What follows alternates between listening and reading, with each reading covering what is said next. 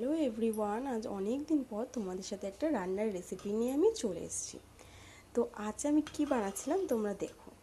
আজ আমি বানাচ্ছিলাম একটা খুব স্পেশাল মানুষের জন্য একটা স্পেশাল রান্না।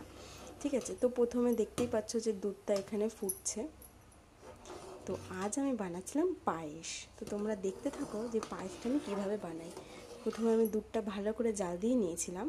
আর হ্যাঁ, এটা কিন্তু আমি আগেই বলেছি যে এটা আজ আমার খুব স্পেশাল একটা মানুষের জন্য আমি রান্না করছি।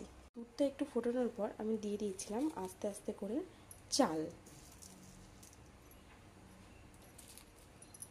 তারপরে চাল দেওয়া কমপ্লিট হয়ে গেলে তারপর সেটাকে আমরা সিদ্ধ হতে দেবো। দেখতেই পাচ্ছ একদম লো ফ্লেমে, যে এরকম ফ্লেমে গ্যাসটা দিয়ে তোমাদেরকে এটা রান্না করতে হবে, নইলে চালগুলো সেদ্ধ হবে না। যতক্ষণ পর্যন্ত চালগুলো ভাতের মতো না হয়ে যাবে ততক্ষণ পর্যন্ত কিন্তু কোনো রকম কোনো মিষ্টি দেওয়া যাবে না। গুড় হোক, বাতাসা হোক, চিনি হোক, সেটা কিন্তু দেওয়া যাবে না।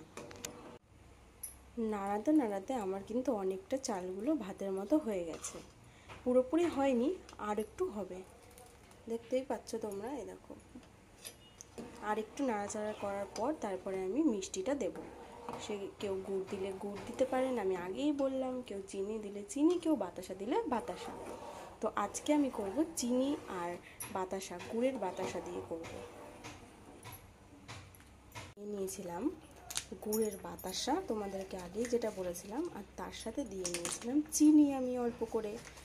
তো তারপরে আমি দেখাচ্ছি যে লাস্টটা কীরকম হয়। এই হলো আজকের ফাইনাল রেজাল্ট।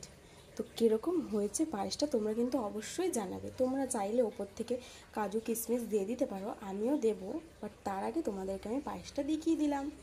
তো আর কে স্পেশাল মানুষটা সেটা কিন্তু তোমরা অবশ্যই কমেন্টে জানিও।